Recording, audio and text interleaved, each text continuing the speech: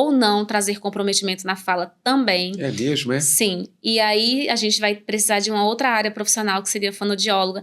A atividade física é indispensável. Reduzir o máximo possível do tempo de telas, praticar atividade física e diálogo entre as famílias. Eu acho claro, isso é básico para qualquer família, mas assim, essencialmente para uma pessoa dentro do transtorno TDAH. Maravilha. O que eu queria pontuar aqui, e já vai desconstruir um monte de coisa aqui, é de que o transtorno não é uma doença. Não. Porque muita gente carrega esse peso.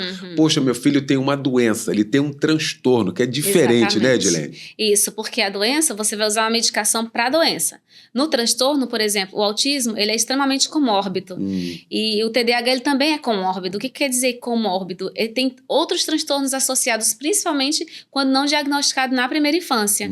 Porque como a criança ela tem que se esforçar e crescer para se enquadrar o máximo possível com os seus comportamentos, observando os padrões e tentar imitar, não porque aquilo está sendo natural, mas para ser mais aceito, para sofrer menos bullying, então ela tende a desenvolver ansiedade, depressão, toque e assim sucessivamente. Então a medicação ela vai vir como um complemento para minimizar esses prejuízos. Então a medicação ela não é para o TDAH, ela é para aquele comprometimento que o TDAH está causando. Geralmente o TDAH, a pessoa com TDAH tem baixa de dopamina. Por isso a importância de fazer atividade física, para que aumente essa dopamina. Em alguns casos precisa de uma suplementação, isso aí já é uma questão médica, né? O profissional que estiver acompanhando, que tem que estar atento a essas questões. Muito bem. Você falou algo aí muito importante, a questão do bullying. Como isso tem sido destrutivo em todos os sentidos, não, Edilene? Sim, muito, muito. Eu, particularmente, passei muito por isso, né? E eu acredito que todos que estejam dentro do espectro ou não, ou outra deficiência, ou outro tipo de transtorno, quando você se encontra fora de uma caixinha, de um padrão social, de um estereotipo que é esperado socialmente, você já fica à margem e você já fica vulnerável a sofrer algum tipo de bullying. Assim, claro que a gente não está falando de maneira geral, a gente está falando de situações. Sempre vão ter aquelas pessoas que são acolhedores independente, né, da sua condição. Mas, de forma geral, a gente passa por bullying sim, e o bullying ele não se limita apenas à questão escolar, ambiente de trabalho, social, mas muitas vezes vem dentro de casa também. E aí é quando é mais ofensivo e traz maiores prejuízos, aí não apenas para regressão de sintomas, mas para desencadear também outras comorbidades, como a depressão, por exemplo. Até porque no local seguro, né? No local deveria ser seguro, que é a família, o lar, você imagina que é exatamente dali onde começa exatamente esse tipo de... que não deixa de ser uma agressão, né, Edilene? Exatamente. Tanto é que nós estamos falando de transtornos que eles podem ser maiores ou mais ou menos agravantes, dependendo do contexto em que essa criança está inserida, considerando o contexto infantil.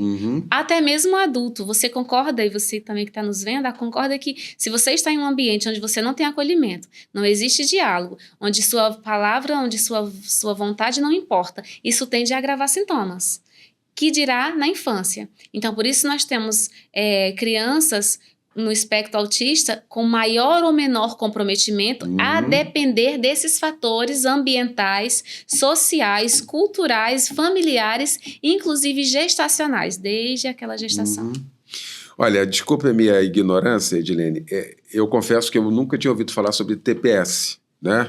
Que é o transtorno do processamento sensorial. E ainda bem que você está aqui, para a gente poder aprender, né? O nosso podcast, ele é para isso, né? Para trazer aqui informação, porque a gente entende que a informação ela é muito importante sobre todos os aspectos e a gente só vai conseguir mudar qualquer quadro no nosso país, na nossa situação, a partir do conhecimento. Fala para a gente o que é TPS.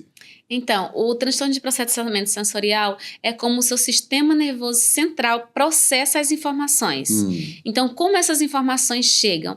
Existem os tipos de alterações sensoriais, de comprometimentos, que eu não vou me aprofundar nesse detalhe, mas basicamente seria, logo que, se é o sistema nervoso central que processa as informações que chegam, e nós temos o hipo e a hipossensibilidade, hiper e hipossensibilidade, então, se eu tenho, no meu caso, a hipersensibilidade, todas as informações sensoriais que chegam para mim, elas vão receber uma carga muito superior, uma importância muito superior, desproporcional, digamos assim, ao típico, ao que seria esperado. Então, por exemplo, se uma colega me desafia, me confronta ou fala algo, me acusa de algo que eu não fiz, o tipicamente esperado seria você se defender e falar, cara, mas eu não fiz isso. Isso que você está falando diz mais sobre você do que sobre mim. Não, eu não fiz isso. Sim. E claro que você fica magoado porque é seu amigo, sua amiga, e está te acusando de algo que você não fez. Mas você, assim, vai processando aquilo com um tempo, ou com diálogo, e isso vai deixando de impactar tanto. Quando a gente fala de uma pessoa hipersensível, que é o meu caso, eu tive um caso recente essa semana, eu estou há 3 dias... 4 dias, mais ou menos, em sofrimento por uma situação semelhante de algo que eu não fiz realmente. Então, isso afeta muito minha estabilidade emocional, causa problemas no sono, minha qualidade de sono baixou, aumentou a irritabilidade, a tristeza, momentos depressivos. Meu Deus, olha isso. A claridade também me incomoda bastante, ao ponto de não é incômodo, não é sensibilidade, é dor. Então, por exemplo, se eu estou na praia durante o dia, para mim é praticamente impossível eu estar lá na praia e sair da água sem um óculos escuro, porque imediatamente eu tenho que colocar a mão nos olhos, porque a dor, não consigo sair andando, Olha eu fico isso. quase caindo de tamanha a dor que incomoda os meus olhos, aquele contraste do sol com a água da praia e a areia, né? Então, assim, isso eu tô dando apenas 2 exemplos, Sim. mas no meu caso, é em todas as áreas. Algumas texturas também de tecidos. Ah, é? Auditivas. Olha, então você superdimensiona a informação. Exatamente. Quando chega. E tem o hipo, né? Que já é o contrário disso. Quer dizer, ele é acusado, para ele, tanto faz. Aquilo não vai fazer tanta diferença, né? Porque a informação vai chegar de uma forma bem menos impactante do que o tipicamente esperado. No meu caso, vai chegar bem mais impactante do que o tipicamente esperado. Tá, tudo bem. Esse é o prejuízo. E o que a gente pode fazer, né? Você deve estar se perguntando. Pois é. Ou as pessoas que estão nos vendo, para minimizar esse prejuízo. Essa área é o terapeuta ocupacional que ajuda nessas terapias para minimizar esses prejuízos. Muito bem. Viu aí? Agora sim. Agora a gente está sabendo aqui o que é a TPS, depois aqui da explicação da Edilene. Eu queria voltar para a gente poder falar mais sobre o transtorno de espectro autista. Sim. Porque eu recebi uma informação que me causou assim um sentimento assim de impotência no primeiro momento.